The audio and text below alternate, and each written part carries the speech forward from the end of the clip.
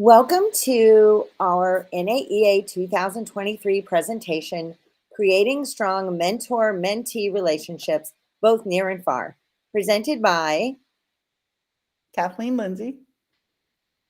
and Leanne Hinkle of Western Middle School, Greenwich Public Schools.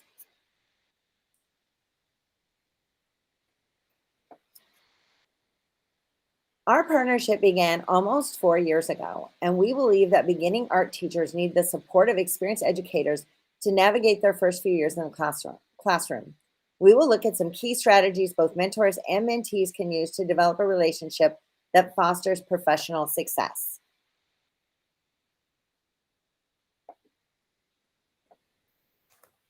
Okay, our story, how we met.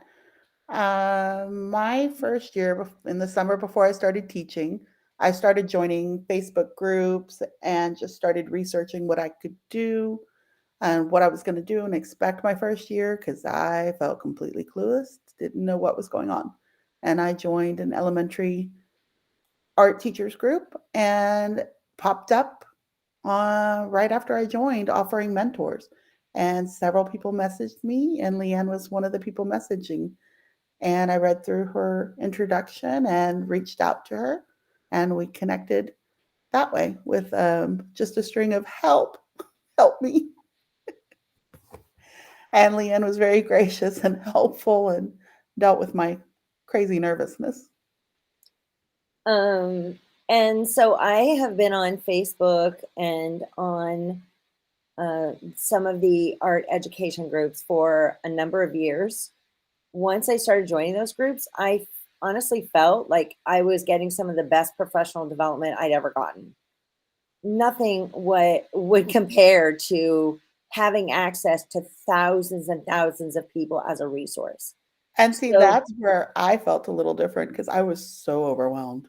right. So, a few months before that, I had seen the mentor feature in the elementary art group, and I thought, wow, this is really great.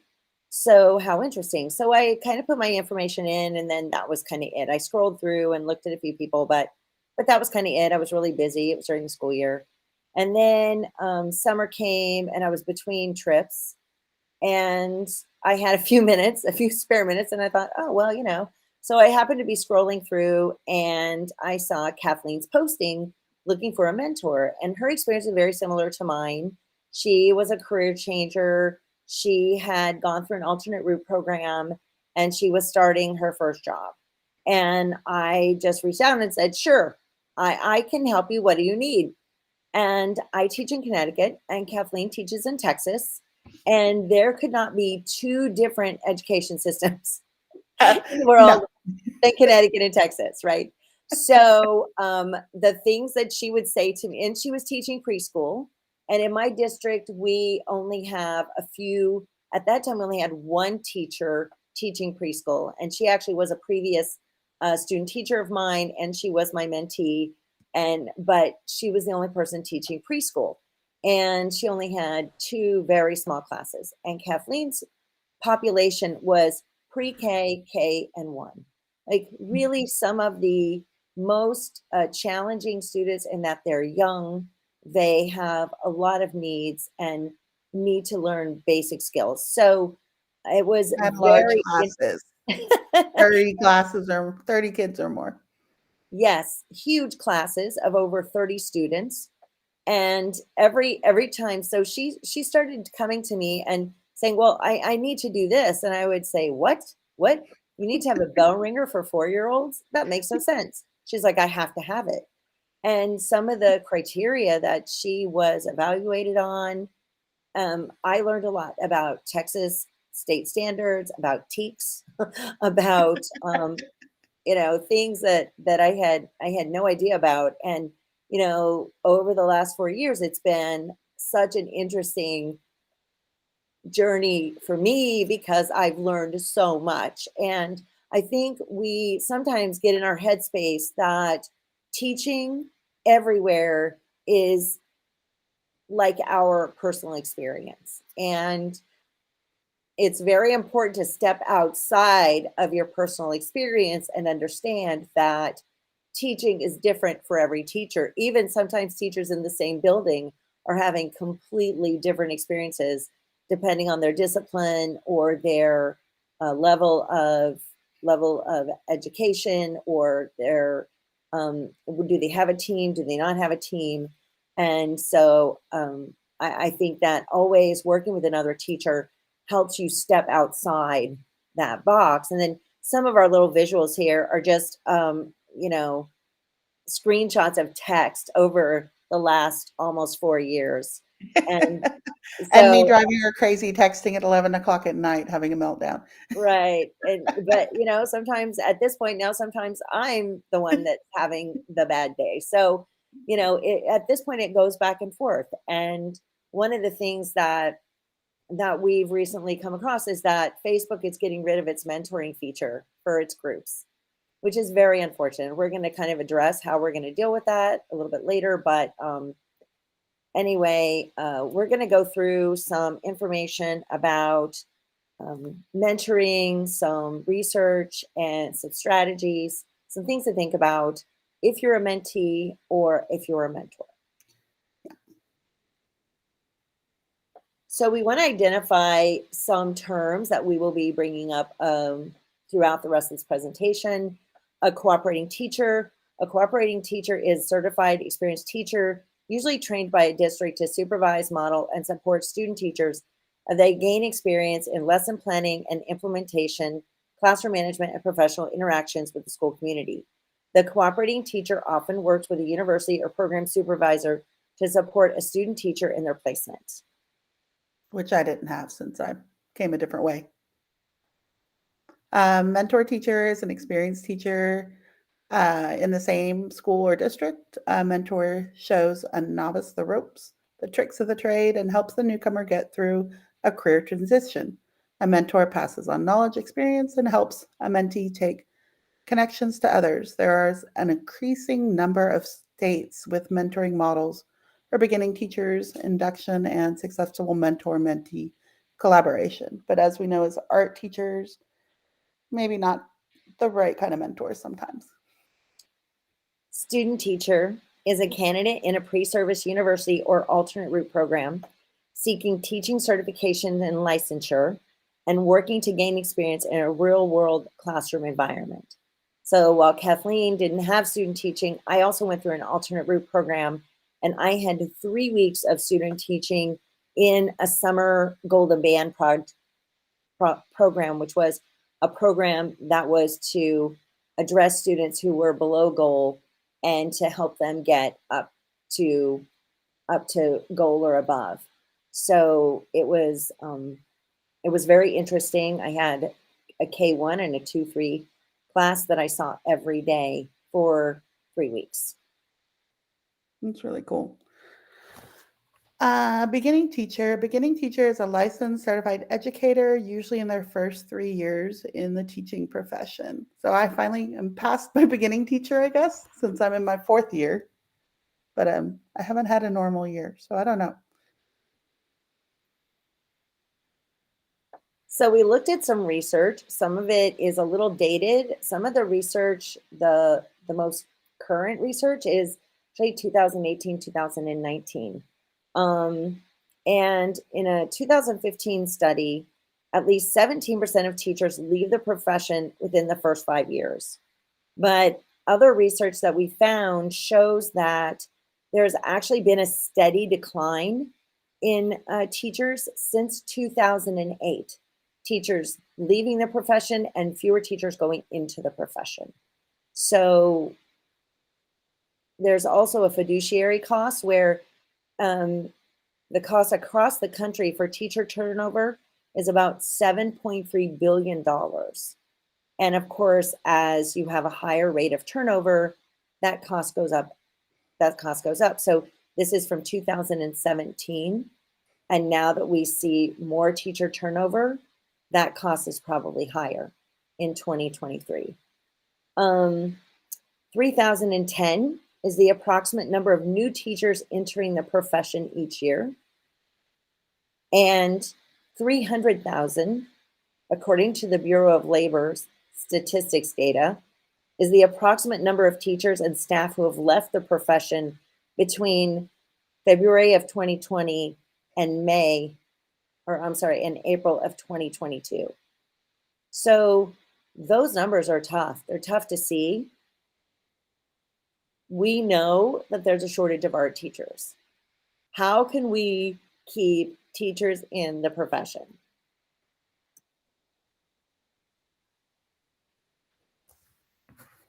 From the research, benefits of mentoring, student teaching, evidence in high quality pre-service teacher prep programs, positive relationships with cooperating teachers, building a professional network, and an increase in employment opportunities. And I know for me, I didn't have student teaching, but I think my first year was that with Leanne. And so I know it helped with my networking and everything else listed here. Right. And I would say of student teachers that I've worked with in my district, having worked in the district and then we were able to hire them if there were positions or they came back and interviewed later. It's always a benefit. They've started to develop that professional network through their student teaching. Yeah. So, we have someone who's going to speak to that in a minute about somebody, not us, how important the cooperating teacher is in that relationship. Teacher retention is another benefit of mentoring. You can have individualized support structures developed between that one-on-one, one-to-one mentor-mentee relationship.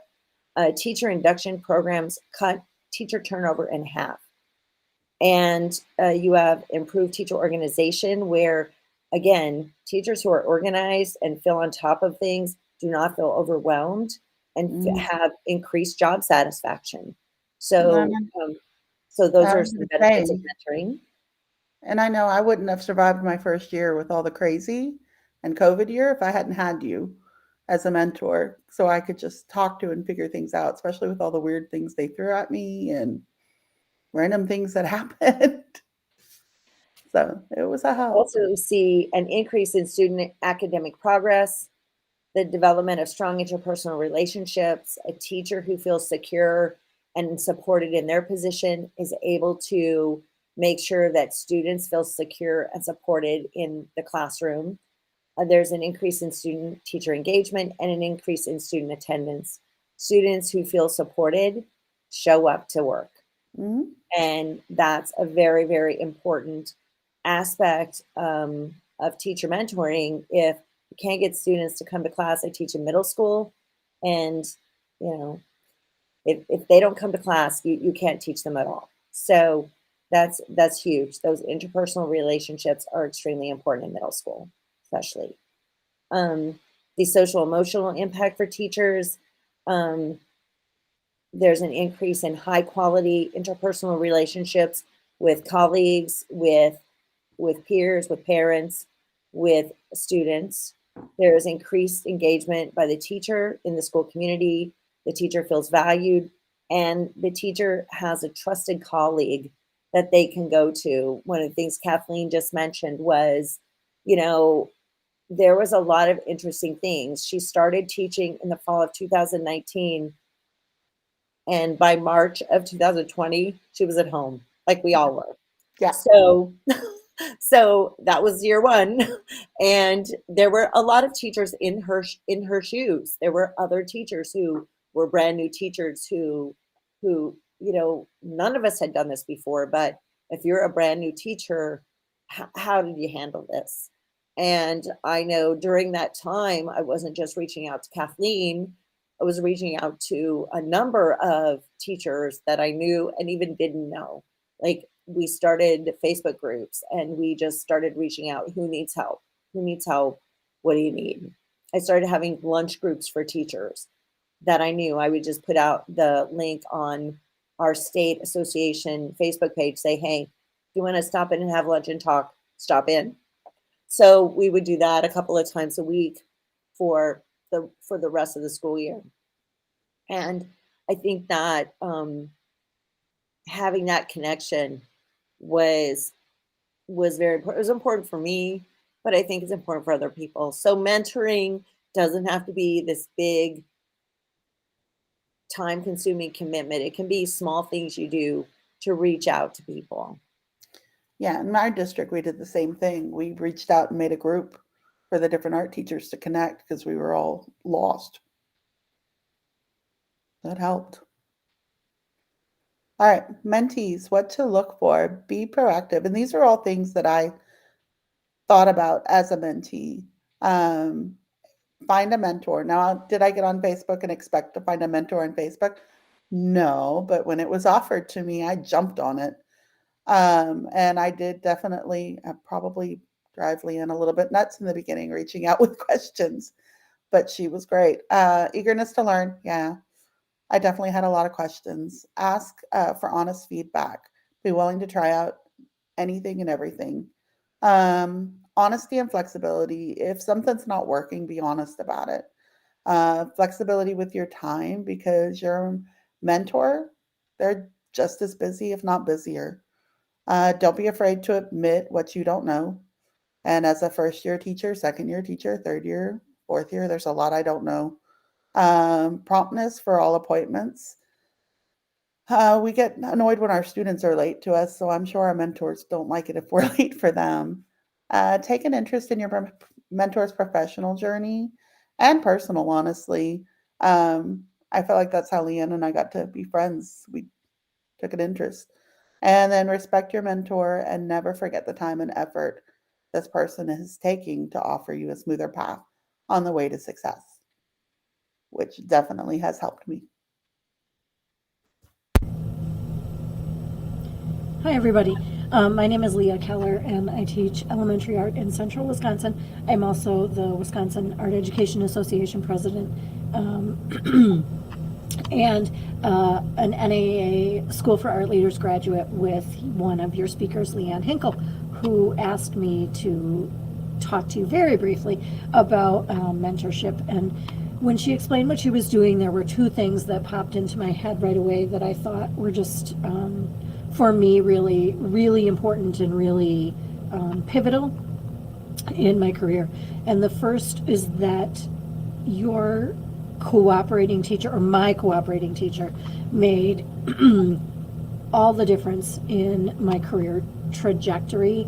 I went to college with a secondary emphasis. It's a K through 12 degree, but I emphasized in secondary. I thought that high school was my place where I would fit better. And when I went to student teach, I had a quarter in elementary school and a quarter at the high school.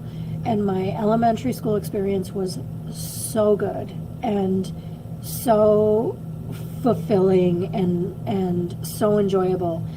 And then my secondary experience was not. I didn't feel mentored. I didn't feel I didn't feel like my growth was encouraged. I honestly felt like this person wants a college person to come in and do their job so that they can just kind of go off and make art on the side. And that wasn't the kind of mentorship that I needed or wanted. And because of that, I never taught high school again. I literally have never taught high school since, and I've been teaching 30 years. So if you are a cooperating teacher, it's something to keep in mind that I don't know that you really know the scope of your effect on people until years later, and that one was huge for me, absolutely huge. The other thing that popped in my head right away when I talked to Leanne was that I wish that someone had told me much earlier on about my state association.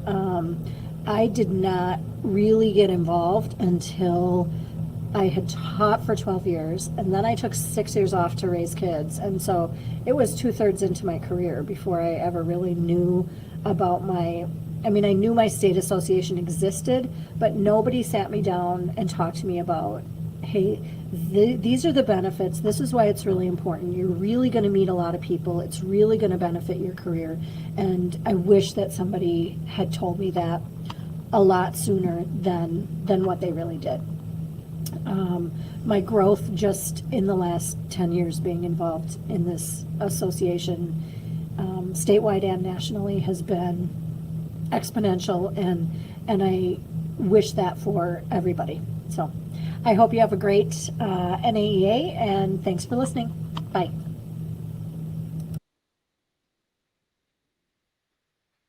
So mentors, what should you be looking for, and what should you think about when you are considering becoming a mentor? So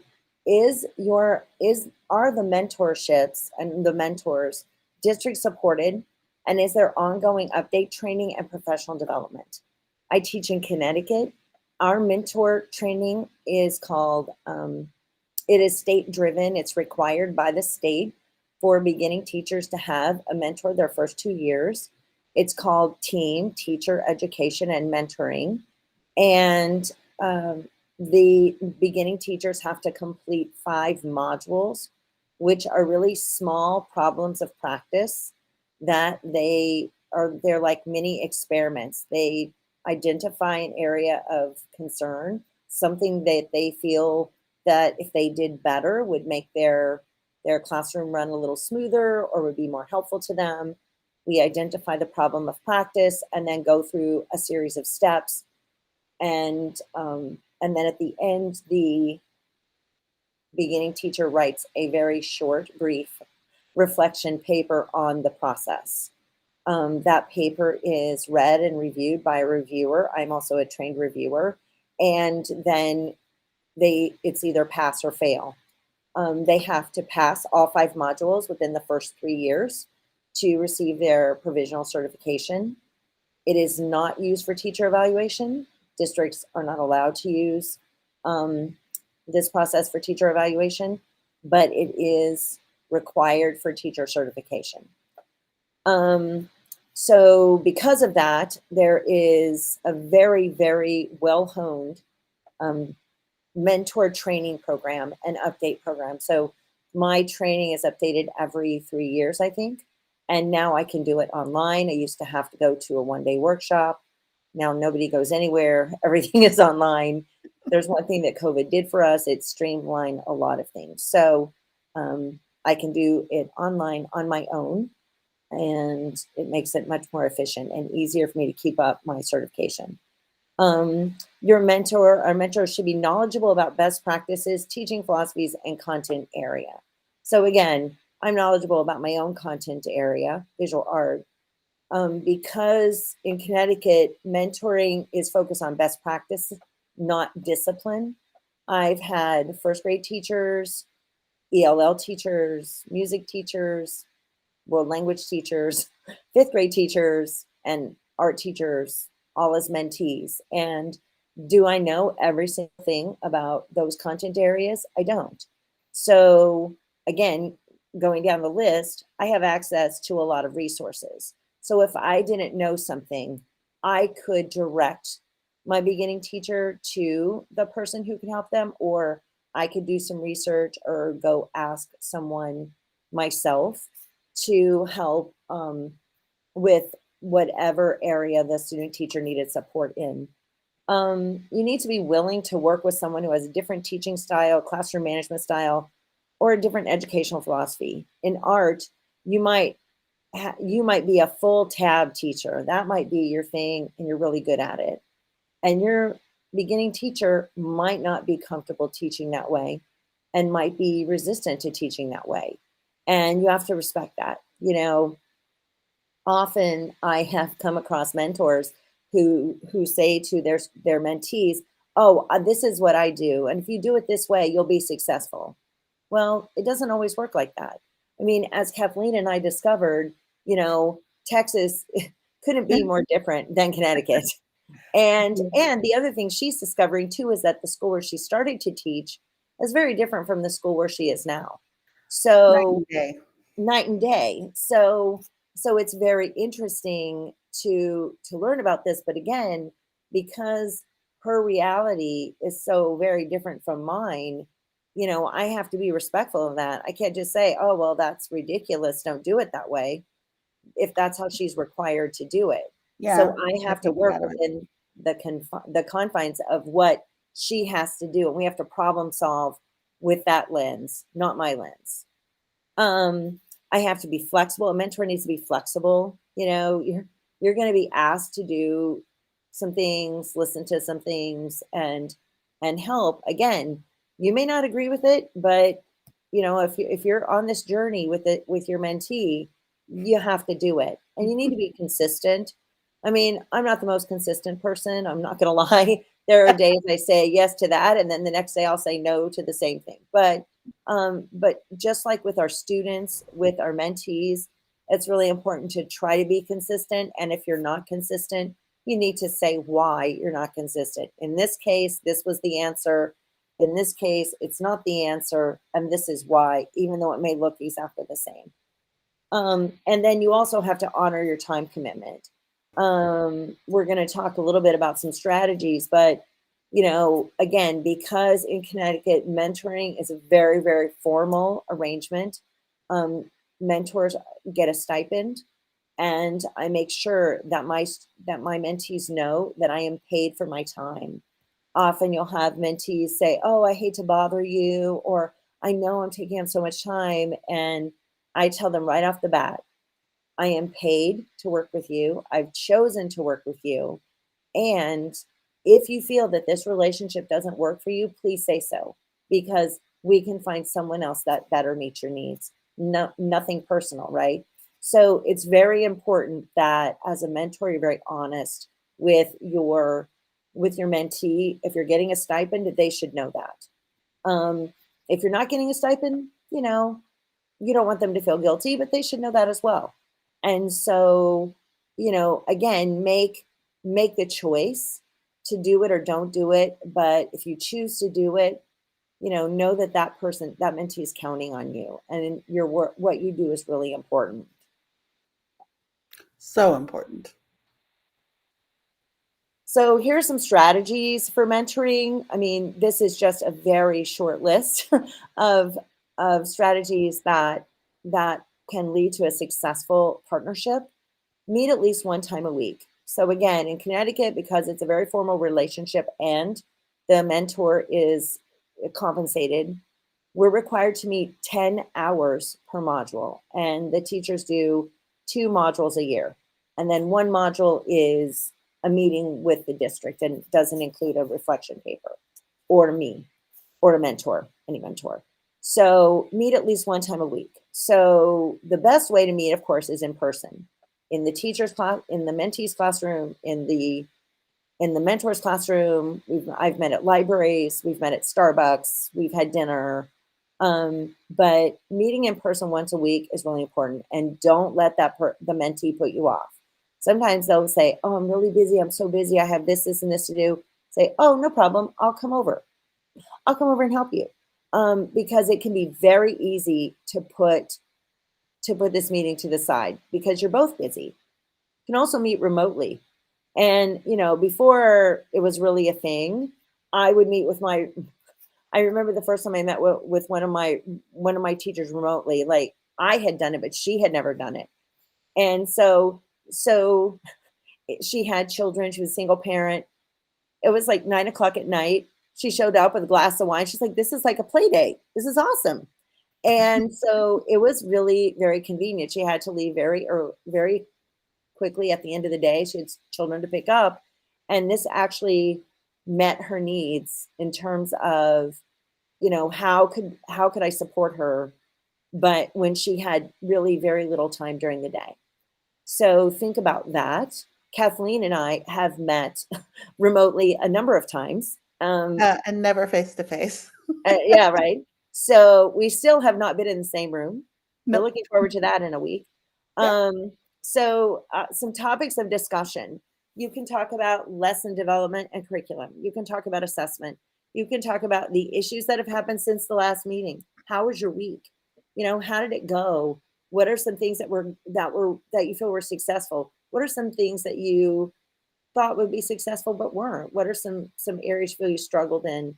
Can talk about planning, talk about challenges. And those challenges could be with parents, with administrators, with other colleagues, with with students. You can problem solve those challenges. You can talk about teacher evaluation and observations. Kathleen and I spent a lot of time talking about Mhm. observations. Yeah. One thing that a lot of hits a lot of kind of blindsides a lot of new teachers is special school events that they have to create murals for, or program covers, or student displays, or anything, right? Right. And how to Fundraisers. handle that. Yeah. So how do you handle that? Like, sit down and talk about the calendar at the beginning of the year. And granted, the beginning teacher may not know that, but you can encourage that beginning teacher to talk to other special subject areas, music, um, library media, talk to the administrator, talk to the school secretaries. They're the wealth of information. Say, go in there and ask, what are some big events that the other art teacher used to help with? And I bet you the school secretaries will know. They know everything. Yep. You can talk about how to manage art shows, how to communicate with parents, how to advocate for themselves and for their programs. How to get So, help. how to get help. Yes, I didn't even put that on the list. How to get help, Mhm. exactly.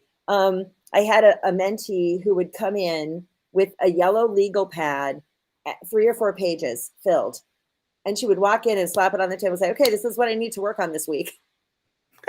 And a couple of hours later, I'd be like, okay, are you good for the next week? She's like, yep, I'm great. And then the next week she would come in with her list again. And then I had another mentee who would come and say, oh, I don't even know what they want. What do I want? Why are we meeting here? And through the course of the meeting, he would say, yeah, I got a U on my observation the other day. I'm like, so maybe we should talk about that. So you'll have, everybody has a different style. And sometimes you have to work around or pull it out of that mentee to give them the best advice and help that you can. And sometimes you have to slow them down because I know I bogged you down with ideas and overthinking in the beginning until I actually got into the situation and knew what I was facing. Right, exactly. Because unless you know, you're Right, problem solving for something you haven't experienced. And right. so that's kind of tough. Make sure you check in. Try for at least one time outside the weekly meeting. So it can be a quick text. If I know my teacher's being observed or going or having an evaluation meeting, I will send them a text before. Maybe, are you prepared for your meeting? Are you prepared for your observation? Do you need any help? I'll text after that afternoon or the next day. Hey, how did your meeting go? How did your observation go? Always checking in. It can be a short text, something specific, but that person knows that outside of their classroom, somebody's thinking about them, right? Because they don't have time to think about you. And be available, through email, text, video chat, phone calls, in-person meetings, before school, during school, after school, weekends. Doesn't mean you have to be available all of those times, right? Some people are not available on weekends. You're just not, and that's okay. But at least let your beginning teacher know what are ways that they can reach you if they feel there's an emergency, or if they really have a question to ask you. And make sure that you set boundaries too. Sorry, I don't check my school email after 9 o'clock. So if you send me something after 9 o'clock, I'm not going to see it until the morning. Or if I don't check my school email after 5 o'clock, whatever your criteria is, set those boundaries and make sure that your beginning teacher knows. Nothing wrong with setting boundaries, but they need to know up front, like if it's an absolute emergency, call, but don't call after 9 o'clock. Otherwise, I'll get to it in the morning, right? And then keep in mind that all your feedback should be actionable. And it was really interesting because we all get a lot of training on feedback, right? I've had so much training on how to give feedback. This is good feedback. Try this, try this. We all practice teaching our students to give feedback. It's such an important thing. And last week, Daniel Pink said, I think every day in March, he put out some piece of advice on LinkedIn. And one day, the piece he posted was, feedback should be actionable. And I thought, wow, that's short and sweet. I wish somebody had kind of said it to me that way, like 10 years ago. But yeah, feedback should be actionable. I mean, you can tell your mentee they're doing a great job and boost them up in that way. But if you're going to give them feedback about something that they need to work on, it needs to be something that they can actually make progress on and take some action on. So that's really important to think about.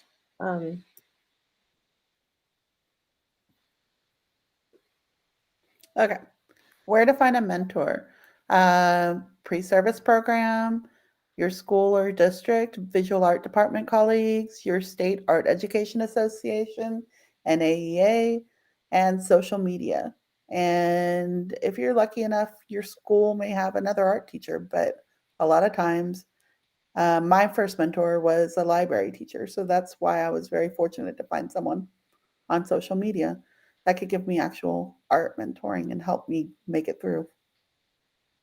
Right. So your pre-service program, I have student teachers who still reach out to me. Some are Mhm. now employed in my district, some started off somewhere else, and then I kept reaching out to them. Hey, we have a position open. Wouldn't you like to work here? So developing your and building your professional network starts in your pre-service program. And you may have a professor that you really connected with, or your cooperating teacher, or even a teacher that you observed.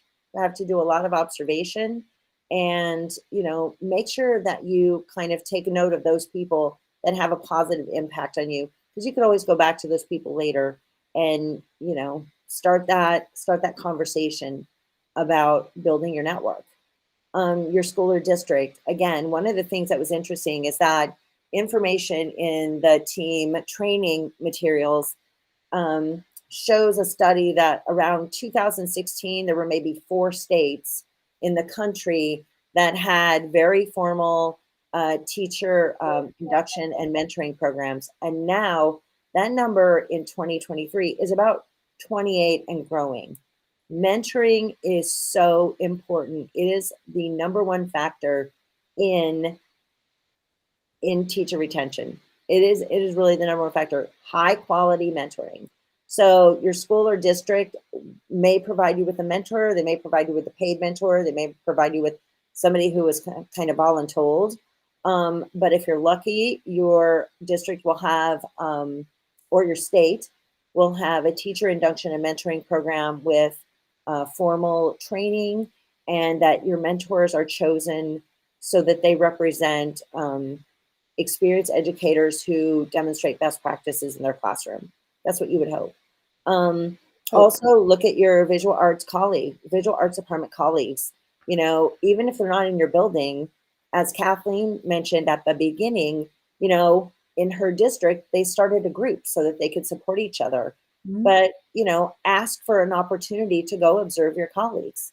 I Again, latched on to several colleagues that I'm still talked to in my previous district. And I know that there wasn't a lot of art teachers who taught preschool in my district. So after a couple of years, they started sending people to me to observe for pre-K because the schools were starting to have to teach pre-K art and they didn't have anybody who did it. So they started sending them to me just from word of mouth. So it helped them, it helped me. right. Having a mentor is some of the best, having a mentee is some of the best professional development, because you have to really look at your own practice, especially if you have a student teacher. Your student teachers will start to question everything you do. And you have to make sure that you can explain why you do it. And so, there have been student teachers that said, "Why do you do it that way?" And I'll start to think about it like, I don't know. I don't know why I do it that way. Maybe I don't need to do it that way. And so as you start to be more reflective about your practice, you can help your student teachers and mentees be more reflective about their practice, and that's how we all get better, right? Mhm. um, the other thing that's really nice is that in my district, we do have an opportunity to go observe other teachers, so there is a little money for that. So if I needed a half day sub to go observe someone, I can. One thing that was very pivotal in me kind of having a big shift in my practice was I had an opportunity to go observe Ann Bedrick, who is one of the choice art group uh, originators, and also wrote a book about tab and choice art. And um, having an opportunity to observe that practice in person was very, very important to me. She happened to teach at a town in a school that's not very far from where I live. And so that was very important. But again, because I had the support of my district, I was able to go do that. Your I know state, what helped. Oh, sorry, go ahead. no, go ahead. I know what helped me moving to my new school is since I only taught through first grade, I was nervous about the older grades. So I was very fortunate to have a teacher with 34 years of experience being my partner so she could help me transition smoothly to the older grades. And that made my year much easier this year. Yeah, and as Leah mentioned, your state art education association, all the state art ed groups have Facebook pages. Go on the page and say, hey, you know what? I'm here and I really need some support. I'm wondering if anybody's available. The other day on one of the Facebook art groups, it wasn't actually in the Connecticut art group, art ed group. It was just on one of the general pages. She said, I need help with my module and differentiation. Can anybody help me? And the minute I heard the word module, I'm like, she has to be from Connecticut.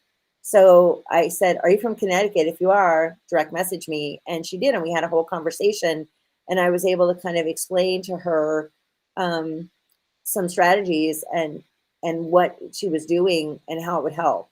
And the thing that was interesting is her mentor was not an art teacher. So that's why she was reaching out for help, because the module she was working on is a little bit difficult. It's a little bit more difficult for art teachers than it is for gen ed teachers. So I thought that was really interesting. We had several conversations via text, and then, maybe I'll hear from her, maybe I won't. That's happened a number of times where, you kind of help somebody out and then they kind of go and do their thing, right? NAEA Collaborate, if you're not familiar with that, it is a benefit of being an NAEA member. And it is, I don't know, I guess it's sort of like the old listservs, where people will go in and post different topics, or they'll post jobs, they'll post questions, they'll post information, workshops that you can attend, and it's free with your membership. And I have a mindset that I get the update every morning, and I check my NAEA Collaborate every morning. I've gotten some great information from there, and you learn a lot about what's going on. So I would definitely say you maybe don't want to check, maybe you don't need to check it every morning, but it definitely is a resource, especially if you were looking for a mentor. This is a place where you could post and you would reach all of the NAEA membership. So that's a huge, huge population of people. So think about that. And then of course, social media, the way Kathleen and I met. But there are many, many social media platforms out there. There are a lot of Instagram teachers since the pandemic, so many teachers sharing their work and doing amazing work and very inspiring work in their classrooms. And you can reach out to those people, somebody that you find interesting, and say, hey, I have questions, or wondering if you're taking on mentees, or just talk to them for a second. And most of those people are incredibly generous with their time. Yeah.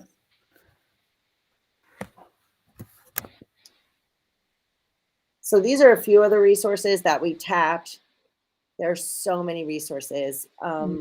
We kind of added some of the virtual teacher mentoring programs that are available online, that are not really connected to a state, or they're just there available. I don't know if they're paid programs. Again, we're not really endorsing any of these programs, but we are putting some of this information out there for your benefit. A lot of our data, the resource in the that we shared, the research, that information was found across multiple sources. So it wasn't just one or two places. We did kind of identify where we found it specifically, but it was found again across multiple sources. So if you have a question about one of our resources, please reach out. And the way to do that is here. So you can reach us here. I'm Leanne Hinkle, and I teach at Western Middle School at Greenwich Public Schools in Greenwich, Connecticut. I'm a middle school visual arts learning facilitator. I'm an NAEA School for Art Leaders graduate, and I'm also a CT team trained mentor and mentor trainer. Kathleen Lindsay, I teach at Ann Snyder Elementary, and you can reach out on my email address. Thank you so much for joining us for our presentation about building strong mentor-mentee relationships. Thank you very much for joining us. And we hope you have a great conference.